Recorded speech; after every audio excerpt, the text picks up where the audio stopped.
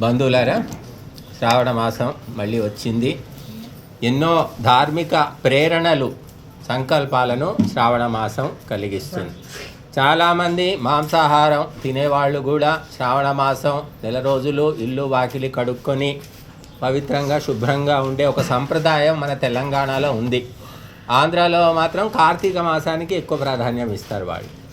కాబట్టి సరే, ఏదో ఒక నెల రోజుల పాటు మరి ఒక పద్ధతిగా భక్తిగా ఉండడం అనే ఒక సంకల్పానికి మూలం ఏమిటంటే వైదిక పరంపర. దీనికి ఆది ఎక్కడ అంటే కొన్ని లక్షల ఏండ్ల క్రితం నుంచి కూడా మహర్షులు శ్రావణ మాసంలో విశేష కార్యక్రమాలు గృహస్థులతో జరిపించేవారు. ఉపనయనము విశేషంగా జరిగేది, వేదారంభ సంస్కారము, ధర్మదీక్ష కార్యక్రమాలు, ఇలాగా ఎన్నో కార్యక్రమాలు శ్రావణ మాసంలో జరుగుతాయి. శ్రావణం అంటేనే వినిపించడం. శ్రవణం అంటే వినడం, శ్రావణం అంటే వినిపించి. ఏం వినిపించాలి అంటే సోది కాదు, వేద సందేశము వినిపించాలి. వేదాలు ఏమి చెబుతున్నాయో అది చెప్పాలి. ఎవరు? పండితులు, విద్వాంసులు చెప్పాలి. ఎందుకంటే సామాన్యులు వేదాలు తెచ్చి చదవలేరు, చదివితే నిద్ర వస్తుంది, అర్థం కాదు. కాబట్టి పండితులు అర్థం చేసుకొని తెలియజేయాలి. అందుకని ఆ పరంపరలో భాగంగా మేము ఎక్కడో ఉండేవాళ్ళం, ఇక్కడికి వచ్చాం. 200 కిలోమీటర్లు దాటి వచ్చాం. బట్ మనది మహర్షుల పరంపర. మరి యూరోపియన్స్, అరబ్బులు, ఈ ఇద్దరిది కూడా మహర్షుల పరంపరనే. కాకపోతే మధ్యలో భ్రష్టులైపోయి వాళ్ళ జీవన విధానం, ఆలోచన విధానం మారిపోయింది. మనకేమిటంటే ఇంకా ఆ వాసన కొంత మిగిలిందన్నమాట. అందుకే మనము ధర్మ కార్యాలు ఎంతో కొంత అప్పుడో ఇప్పుడో చేస్తూ ఉంటాం. మీరు ఆ యూరోప్ కంట్రీస్ పోండి, జర్మనీ పోండి, అమెరికా పోండి, లండన్ పోండి, మొత్తం యూరోప్లో ఎన్నో దేశాలు ఉన్నాయి. ఎక్కడికి పోయినా మీకు అన్నదానము అనే కాన్సెప్ట్ ఉండదు, దీపం వెలిగించుకోవాలి అనేది ఉండదు, 3 పూటలు వంట చేసుకొని తినాలి, పవిత్రంగా తినాలని కూడా ఉండదు. ఆ ప్యాక్డ్ ఫుడ్ ఉంటుంది, అక్కడ తెచ్చుకొని మనం ఓవెన్లో వేడి చేసుకొని తింటారు అంతే. ఇట్లా భార్య వంట చేసి పొద్దులు వేసి వాకిలు ఉడ్చడం, ముగ్గులు పెట్టడం, గడపలు కడగడం మీకు ఏ దేశంలో కూడా కనబడదు. ఈ దేశంలో ఆడవాళ్ళ జీవితాలు 3 వంతులు ఈ గడపలు కడగడము, ముగ్గులు వేయడము, బోజులు దులపడము, తోమడము, కడగడము, వీటితోటే గడిచిపోతుంది వాళ్ళకి. కానీ అదేమి కష్టం అనుకోవట్లేదు. విచిత్రం ఏంటంటే ఇది కష్టం అనుకోరు వాళ్ళు. కానీ విదేశాల్లో వండి పెట్టడం కూడా కష్టమే. ఇక్కడ 3 పూటలు వండి పెడుతున్నారు, కానీ అక్కడ ఒక్క పూట కూడా ఎవడు వండి పెట్టాడు. బ్రెడ్ అట 40-50 రకాల బ్రెడ్లు ఉంటాయట, అవి తెచ్చుకొని తింటూ ఉంటారు వాళ్ళు. మాంసం ఏమో అది ప్యాక్ అయి ఉంటుంది, తెచ్చి గ్రిల్లులు పెట్టుకొని కాల్చుకొని తింటారు. అది జీలకర్ర పొడి, అది మిరియాల పొడి చల్లుకొని తింటారు. కాబట్టి ఇది దేశం ఎందుకు ఈ రకంగా ఉందంటే మనకు మహర్షుల యొక్క పరంపర వల్ల ఇది ఇంకా మన వరకు వచ్చిందనమాట. బట్టి వాళ్లకు మహర్షుల పరంపర, కానీ వాళ్ళు పూర్తిగా భ్రష్టు పట్టారనమాట. మనం కొంచెం భ్రష్టు పడుతున్నాం, పూర్తిగా ఇంకా పట్టలేదు. కాబట్టి మన ధర్మాన్ని, మన పరంపరను తెలుసుకొని ప్రపంచమంతా నువ్వు తెలియజేయి. నాకు తెలిసింది చాలు అని ఊరుకోకు. కనుక ప్రపంచ శాంతి కావాలి. ఈనాడు ఎక్కడో యుద్ధం జరిగితే ఇక్కడ ప్రభావం పడుతుందా లేదా? ఇక్కడ ధరలు పెరుగుతున్నాయి, గ్యాస్ దొరకట్లేదు, ఎన్నో రకాల సమస్యలు వస్తున్నాయి. మరి అదే దేశం ఇరానేనా? ఇరాను అమెరికా మధ్య యుద్ధము, రష్యాకు ఉక్రెయిన్కు మధ్య యుద్ధము, ఇంకెన్నో యుద్ధాలు పాడైనాయి. అవి చిన్న చితకాయిగా మనకు పాకిస్తాన్కు మనకైతే ఉన్నది తెలిసిందే. కాబట్టి యుద్ధాలన్నిటికీ మూలం ఏమిటి అంటే స్వార్థము, లోభము అని చెప్పారు. యజ్ఞకుండం దగ్గర కూర్చున్నాక ఇక స్వార్థం లేదు. స్వాహ స్వాహ స్వాహ అంత సమర్పించాల్సిందే. నువ్వు చివరికి మూట కట్టుకునేది ఏమిటి అంటే బూడిద. ఆ బూడిద ఏమిటి? అదే అష్టైశ్వర్యం. భస్మము అంటారు, సంస్కృతంలో విభూతి అంటారు. విభూతి పెట్టుకో అంటారు. విభూతి అంటే అసలు అర్థం ఏమిటంటే ఐశ్వర్యం అని అర్థమమ్మ. భగవద్గీతలో విభూతి యోగము అని ఒక చాప్టర్ ఉంది. అంటే అందులో శ్రీకృష్ణుడు అష్టైశ్వర్యాలు అంటే దైహికమైన ఐశ్వర్యాలు వర్ణిస్తూ ఉంటాడు. ఇక విభూతి అనే శబ్దానికి ఐశ్వర్యం అనే, అయితే బూడిదే ఐశ్వర్యం అన్నమాట. శంకరుడు ఏం రుద్దుకుంటాడు చెప్పండి? బూడిద రుద్దుకుంటాడు. ఇంత బూడిద బొట్టు పెట్టుకుంటాం మనం, అదే ఐశ్వర్యం అన్నమాట. అంటే అది సందేశం ఇస్తుంది నీకు, ఈ ప్రపంచం అంతా బూడిదైపోతుంది, పరమాణువులన్నీ బూడిదైపోతాయి, నువ్వు కూడా బూడిదవుతావు, కానీ నీ మనస్సు మాత్రం బూడిద కాదు. నువ్వు ఎప్పటిదాకా మోక్షము పొందవో అప్పటిదాకా నీ మనసు మండుతూనే ఉంటుంది. అది మండినన్ని రోజులు జన్మలు ఎత్తాల్సింది. నీ మనసు బూడిద అయిపోతే అప్పుడు మోక్షం. కాబట్టి ఆ మనసు బూడిద చేసుకో. బూడిద చేసుకోవాలంటే త్యాగము, దానము, సమర్పణము, సేవ, ఏదో ఒకటి ఏది ఉంటే అది. సేవాభావం కూడా గొప్పది. అసలు సేవ చేసేవాళ్ళు కూడా కనిపించట్లేదు. పిల్లలు పుడితే ఒకప్పుడు ఏమంటారు ఆలనా పాలన వెంట తోడు సేవ చేసేవాళ్ళు, అవునా కదా, పనికి ఆదర చేదోడుగా ఉండేవాళ్ళు పిల్లలు. ఇప్పుడు పిల్లలు వాళ్ళ పాపం ఆ కంప్యూటర్లు అవేమో చదువులు, అసలు తీరికే ఉండదు, ఇంతింతలో పుస్తకాలు, ఇంకా వాళ్ళు ఏం సేవ చేస్తారు? కాబట్టి మరి సేవతో కూడా మనం ఎంతో సుఖశాంతులను పొందవచ్చు. అన్నిటికంటే అన్ని కర్మలలోకి ఉత్తమోత్తమ కర్మ యజ్ఞము అని చెప్పారు. యజ్ఞో వై శ్రేష్టతమం కర్మ. ఇంకా ఇంతకు మించినటువంటిది ఏదీ లేదు. మీరు ఊరందరికీ అన్నం పెట్టి ఒక 50,000 పెట్టి ఊరంతా అన్నం పెడతారు, ఒక 10,000 పెట్టి యజ్ఞం చేశారనుకోండి, దానికంటే ఇదే గొప్పదని చెప్తుంది. ఒక పెద్ద హాస్పిటల్ కట్టిస్తారు, ఏదో దేవుని దయ వల్ల డబ్బులు కలిసి వస్తాయి. ఎన్ని 50 లక్షలు 60 లక్షలు పెట్టి హాస్పిటల్ కట్టించారు. 50 లక్షలు పెట్టి హాస్పిటల్ కట్టినా ఇక్కడ 5,000 పెట్టి యజ్ఞం చేసినా ఇదే గొప్పదని చెప్పారు. అంటే అన్ని కర్మలలోకి ఇది గొప్పది. ఎందుకు గొప్పది అంటే యజ్ఞము వల్ల అన్ని ప్రాణులకు మేలు జరుగుతుంది, అన్ని దేవతలు సంతృప్తి చెందుతాయి, అన్ని లోకాలు కూడా పరిపూర్ణం అవుతాయి. ఇంకా మీరు ఏది చేసినా అంతవరకే పరిమితం. అన్నం పెడితే అన్నవరకే, వాని కడుపుకే నిండుతుంది. కానీ ఇక్కడ ప్రాణులు, సజీవులు, నిర్జీవులు, మరి ఖేచరములు, భూచరములు, జలచరములు, ఉభయచరములు, అన్ని ప్రాణులకు ప్రత్యక్షం పరోక్షం. పక్కింటి వాళ్ళకు మీకు పడదనుకుందాం, వాళ్లకు కూడా ఈ యజ్ఞం వల్ల మంచి జరుగుతుందట. ఈ యజ్ఞం యొక్క సుగంధము, సుగంధ వాయువులు ఎక్కడెక్కడ వ్యాపిస్తాయో వాళ్ళందరికీ మంచి జరుగుతుంది. ఇప్పుడు ఇన్ని గంటలు కూర్చున్నాం, 3 గంటలు ఎక్కువే కావచ్చు, 3.5 గంటలు అవుతుంది. ఎందుకు కూర్చునగలిగామంటే యజ్ఞములో పవిత్ర పదార్థాలు సమర్పించాము. అది శక్తి, ఒక ఎనర్జీ వస్తుంది వాయు రూపంలో, మనం పీల్చుకుంటున్నాం. ఇందులో కిరోసిన్ కానీ పెట్రోల్ కానీ రబ్బరు ప్లాస్టిక్ వేస్తే కూర్చుంటామా, విషవాయువులు వస్తాయి. ఇప్పుడు ఏమొస్తున్నాయి, అమృత వాయువులు, ప్రాణశక్తి వస్తుంది. కాబట్టి మనం కూర్చుంటున్నాం, వింటున్నాం. కాబట్టి ఈ యజ్ఞము అనేది అత్యంత ఉత్తమోత్తమ కార్యమని మహర్షులు తేల్చి చెప్పారు. కనుక ఇటువంటి కార్యాన్ని తప్పకుండా మనం చేయాలి, చేయించాలి.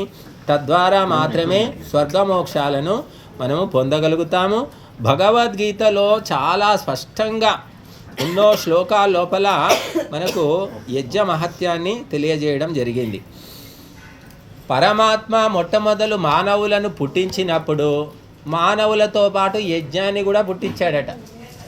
యజ్ఞాన్ని పుట్టించి ఆ మానవుల చేతిలో పెట్టాడు. యజ్ఞం చేసుకొని బాగుపడండి రా అని చెప్పాడు. తండ్రి ఏం చేస్తాడు, తల్లిదండ్రి యొక్క కర్తవ్యం ఏంటి చెప్పండి, పెంచి పెద్ద చేసి వదిలిపెట్టరు.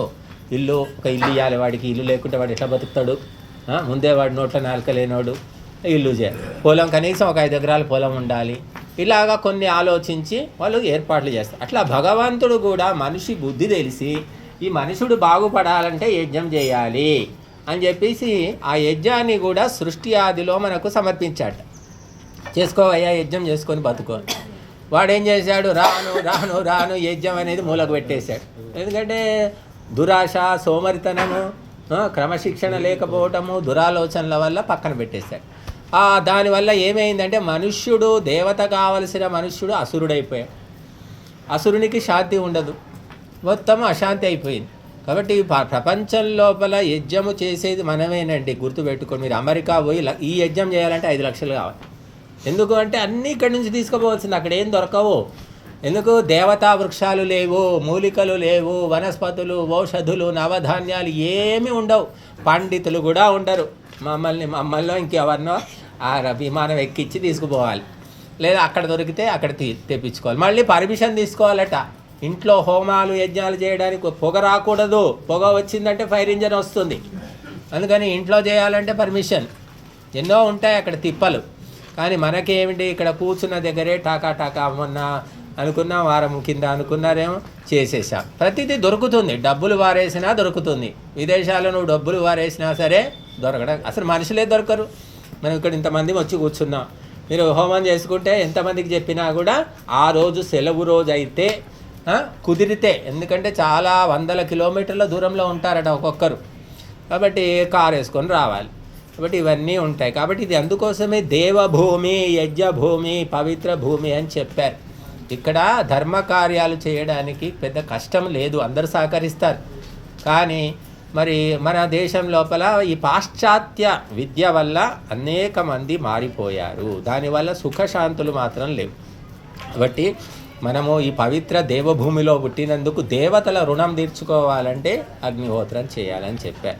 మరి అగ్నిహోత్రం చేస్తే లాభాలు ఏమేమి ఉన్నాయంటే అవి కూడా చెప్పారు మహర్షులు. ఎందుకు ఏమిటి? ఆయు, ప్రాణం, ప్రజాం, పశుం, కీర్తిం, ద్రవిణం, బ్రహ్మవర్చసం, చివరికి బ్రహ్మలోక ప్రాప్తి కూడా కలుగుతుందన్నారు అగ్నిహోత్రంతో. కనుక ఈ భ్రమలోకంలో బతుకుతున్నాం మనం. ఈ భ్రమలోకం నుంచి బ్రహ్మలోకం పోవాలి అంటే అగ్నిహోత్రమే నీకు ఒక గొప్ప నావ. అందుకే నౌర్హవా ఏషా స్వర్గ్యా యదగ్నిహోత్రం. నీవు సంసార సాగరం దాటడానికి నౌక ఏమిటి అంటే అగ్నిహోత్రమే నౌక. ఇందులో కూర్చొని అంటే ఇది చేసుకుంటూ సంసార సముద్రాన్ని దాటేస్తాం, నీకే ఇబ్బంది బాధలు ఉండవు అని చెప్పారు. కాబట్టి ఈ అగ్నిహోత్ర మహిమ గురించి మనకు భగవద్గీతలోనే 20 శ్లోకాల దాకా ఉన్నాయి. ఒక శ్లోకంలో మనం చూడండి, దేవాన్ భావయతానేనా ఓ దేవా భావయంతు వహ పరస్పరం భావయంతః శ్రేయః పరం అవాప్స్యత. అంటే అగ్నిహోత్రము చేసి దేవతలను ప్రసన్నం చేసుకోండి. ప్రసన్నమైన దేవతలు ఏం చేస్తారు? మిమ్మల్ని ప్రసన్నంగా ఉంచుతారు. ఆ రకంగా దేవతలు మనుషులు ఒకరికొకరు సహాయపడుకుంటూ అత్యంత శ్రేయస్సును ఉన్నతిని పొందండి అని గీతలో కూడా చెప్పారు. కాబట్టి దేవతల సహాయం చేయకుండా ఏమీ కాదండి. చాలామంది అనుకుంటారు డబ్బుతోటే అన్ని పనులు అయిపోతాయి. డబ్బుతో అవుతాయి, కొన్ని పనులు అవుతాయి, కావని అనట్లేదు ఎవ్వరు. కాకపోతే డబ్బుకు ఒక పరిమితి ఉంది, లిమిట్ ఉంది. హాస్పిటల్లో వాడు ఎమర్జెన్సీ వాళ్ళలో వారేస్తారు, నీ డబ్బులు లక్షలు ఉంటాయి, నువ్వు ఎన్ని గ్లూకోజ్ సీసాలు ఎక్కించుకుంటావు? లక్షలు ఉన్నాయి కదా 10 ఎక్కించుకుంటావు ఒక్కసారి అంటే కుదురుతుందా? అన్నిటికీ ఒక పరిమితి అనేది ఉంది. కాబట్టి మనము దేవతల సహాయం ఉందనుకోండి, ఎక్కడున్నా సరే ప్రపంచంలో నువ్వు ఎక్కడున్నా ఎటువంటి ఆపద కలగదట. ఒంటరిగా నువ్వు అర్ధరాత్రి చీకట్లో అడవిలో ప్రయాణం చేస్తున్నావు, ఎవ్వరు ఏం చేయరు. నీకు ఎందుకంటే దైవబలం ఉంది, ఇంతకుముందు ధర్మకార్యాలు చేసావు కాబట్టి. ధర్మకార్యాలు చేయలేదనుకోండి, ఇంట్లోనే ఫ్యాను ఆ తిరిగే ఫ్యాన్ ఊడి నెత్తి మీద పడి చేస్తారు. కొంచెం ఇంట్లోనే షాక్ కొట్టి చచ్చిపోతారు. నిన్న పేపర్లో ఇచ్చారు అవి, అది కరెంటు ఇది బట్టలు ఉతికే మిషను, ఆ ప్లగ్ పెట్టబోతుంటే తడి చేతులతో ప్లగ్ పెట్టబెడితే అది షాక్ దగ్గర చచ్చిపోయి. చూడండి, ఊహిస్తామే ఎవరమైనా?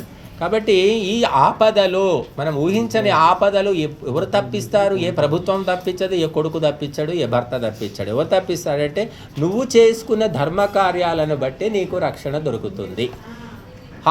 రోడ్డు మీద యాక్సిడెంట్ అవుతుంది, గిలగిల కొట్టుకుంటూ ఉంటాడు, చాలామంది చూసుకుంటూ పోతారు. కొంతమంది ఇలా పడిపోయి దెబ్బ తగలగానే నలుగురు వచ్చి వాడిని తీసుకుపోయి హాస్పిటల్లో చేర్చడమో లేదో 108 ఏదో ఫోన్ చేయడమో చేస్తారు. కొంతమందికి ఏమో జరుగుతుంది, కొందరికి జరగదు.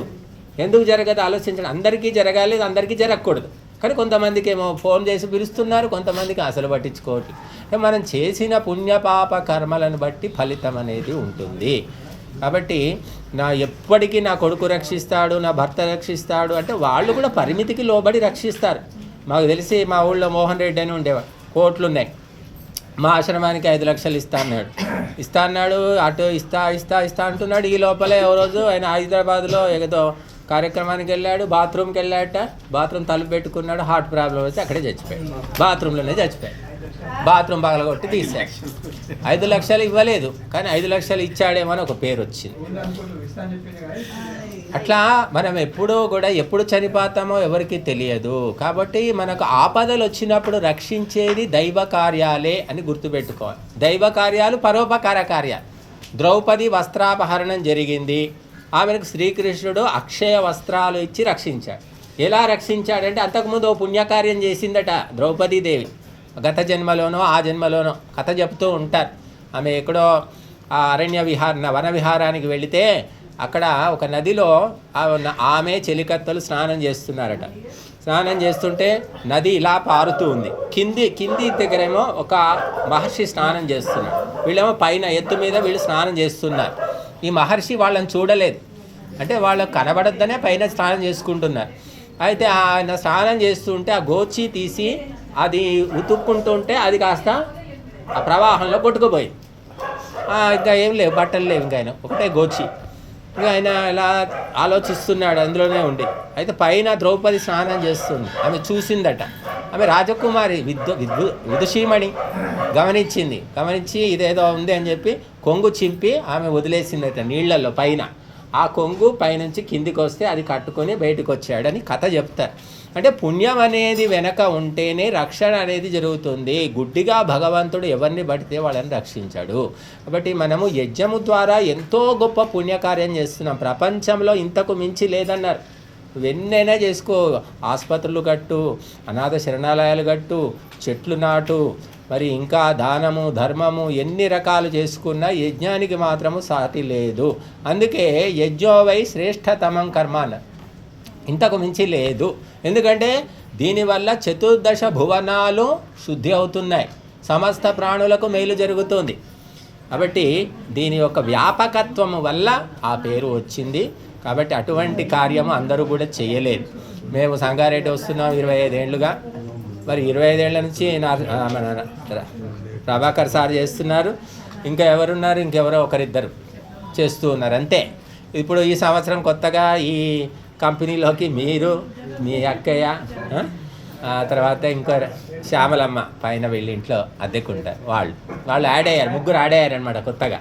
కాబట్టి ఇది అంటడం చాలా కష్టం. కాబట్టి మరి ఇటువంటి కార్యక్రమము మనము చాలా ఉదార హృదయంతో, అంటే వెనుకాడకుండా, వెనుకంజ వేయకుండా దేవుడు పరీక్ష పెట్టినట్టుగా మరి అన్నీ చేసినా కూడా మనం అన్నీ పాస్ అయిపోయాము. కాబట్టి ఇటువంటి ధర్మ కార్యాలు విస్తృతంగా మనం వీలైనప్పుడల్లా చేసుకోవాలి. చాలామంది పెళ్లి రోజు, పుట్టినరోజని ఫంక్షన్లు, పార్టీలు, హోటల్లో ఎక్కడో చేసుకుంటూ ఉన్నారు. ఎన్నో వేలు లక్షలు. ఒక్క ప్లేటు భోజనం అట 2000, 3000 అట్లా ఇచ్చుకుంటున్నారు. అంటే చాలా క్లోజ్ ఫ్రెండ్స్కి ఇచ్చుకుంటారు పార్టీ. ఫ్రెండ్స్ కానీ రిలేటివ్స్ 20 మంది, 30 మంది, ఒక్కొక్కరికి 2000, 3000 అని చెప్తున్నారు. 30 మంది కంటే 3 లక్షల రూపాయలు, ₹1,00,000 ఖర్చు పెట్టి ఇస్తున్నారు పార్టీలు. వాళ్ళ పుట్టినరోజైనా పెళ్లి రోజైనా. మరి యజ్ఞం చేస్తే ఎంత అవుతుంది? ఒక 10,000, 20,000 అనుకుందాం, 25,000 అనుకుందాం. మరి ఇంకా 75,000 మిగులుతున్నాయి కదా. నీకు ఇంతకంటే గొప్ప పని లేదు. వాళ్ళు తింటారు, అందరూ తింటారా? అక్కడ రకరకాల పదార్థాలు చేయిస్తాం మనం. ఒక ప్లేట్ అంటే ఎన్నో రకాల పదార్థాలు అన్నీ తింటారా అమ్మ ఎవరైనా? అందులో మన ఇష్టమైనవేదో మనకు నచ్చినవి 4 తింటాం, మిగతావి వదిలేస్తాం. అంటే 2,000 రూపాయల తిండి ఎవరు తినరు. కానీ ఇక్కడ అగ్నిదేవుడు ఇంకా 10 కేజీలు పోసినా స్వీకరిస్తా అంటాడు. వ్యర్థం కాదన్నమాట. కనుక మనము మనుషులను తృప్తి చేయడం వేస్ట్, కానీ దేవతలను తృప్తి చేయడం తేలిక. కాబట్టి ఇటువంటి కార్యక్రమాన్ని చేసుకున్నాము. మరి ఈ సంస్కారము, ఈ స్ఫూర్తి, ఈ ప్రేరణ మీ హృదయాల్లో నిండి మీ జీవితాలు మరి చక్కగా ఇంకా మున్ముందుకు మరి ప్రేరణాదాయకంగా, స్ఫూర్తిదాయకంగా ఉండాలని కోరుకుంటున్నాము. పరమాత్మ ఆయురారోగ్య అష్టైశ్వర్యాలు కూడా సమర్పించాలని కోరుతున్నాము. మరి ఈ యజ్ఞము చేసిన తర్వాత మనం ప్రసాదాలు సమర్పించాము. ఇందులో పరమాన్నం మిగిలింది కొంత. యజ్ఞంలో సమర్పించిన తర్వాత మిగిలిన ప్రసాదాన్ని ఏమంటారు అంటే, మామూలుగా ప్రసాదం అంటాం మనం, నైవేద్యం అంటారు ప్రసాదం. కానీ శాస్త్రం ఏం చెప్తుందంటే అమృతము అనాలట దాన్ని. అమృతము అంటే నీకు అమరత్వాన్ని ప్రసాదిస్తుంది. దేవతలకు సమర్పించిన తర్వాత తినేది అమృతము, దేవతలకు పెట్టకుండా తినేది ఏమిటి? విషము. విషము తింటే ఏమవుతుంది? రోగాలు, రొచ్చులు, పీడలు, బాధలు, పీడకలలు, కలవరింతలు ఎన్నో వస్తాయి. దేవతలకు సమర్పించిన తర్వాత అమృతం తింటే ఏమవుతారు? దేవతలు అవుతారు. దేవతలు ఏం తాగుతారు? అమృతమా విషమా? కాబట్టి ఆ దేవతలకు సమర్పించిన ఆ పరమాన్నం ఇప్పుడు అందరూ స్వీకరిస్తారు. అమృతము అంటే దేవతల బుద్ధి వస్తుందట. నిరంతరము సీతారాములు 14 ఏళ్ళు అరణ్యంలో ఉండి నిరంతరం అగ్నిహోత్రం చేసుకుంటూ ఆ ప్రసాదము స్వీకరించారు కాబట్టి వాళ్ళు దేవతలైపోయి ఆ రాక్షసులను ఓడించారు. ఇప్పటికి కూడా మనం దేవతలు అంటే శ్రీరాముడు, శ్రీకృష్ణుడు పెట్టుకుంటున్నాం. ఎందుకు చెప్పండి? కాబట్టి వాళ్ళు అటువంటి దివ్య కార్యక్రమాలు చేశారు వాళ్ళ జీవితం అంతా. కాబట్టి అటువంటి మహాత్ములు పుట్టిన దేశంలో మనం పుట్టినందుకు మనకు ఇది యజ్ఞము చేయకుంటే వాడు ఎన్ని చేసినా వ్యర్థమే. నీ జన్మలో ఒక్కసారైనా నీవు దేవతలకు ఆహుతులను సమర్పించు అని శాస్త్రం చెప్తుంది. ఆ అవకాశం కేవలం ఈ దేశంలోనే ఉందండి. మళ్ళీ ఈ దేశం నుంచి ముక్కలైపోయింది. ఆఫ్ఘనిస్తాన్లో కుదరదు. ఒకప్పుడు ఆఫ్ఘనిస్తాన్ మన దేశమే, పాకిస్తాన్ మన దేశమే, చేయగలుగుతాం. ఇప్పుడు పోయి బంగ్లాదేశ్లో చేస్తామా? శ్రీలంకలో అక్కడ ఎక్కడా కుదరదు. భారతదేశం అని పిలువబడే దేశంలోనే చేయగలుగుతాం. ఒక అవకాశం ఉంది ఇప్పటికీ కూడా మనం. బట్టి ఈ అవకాశాన్ని అందరూ సద్వినియోగం చేసుకొని జన్మను సఫలం చేసుకుంటారని కోరుతున్నాం. ఓం శాంతి. ఇప్పుడు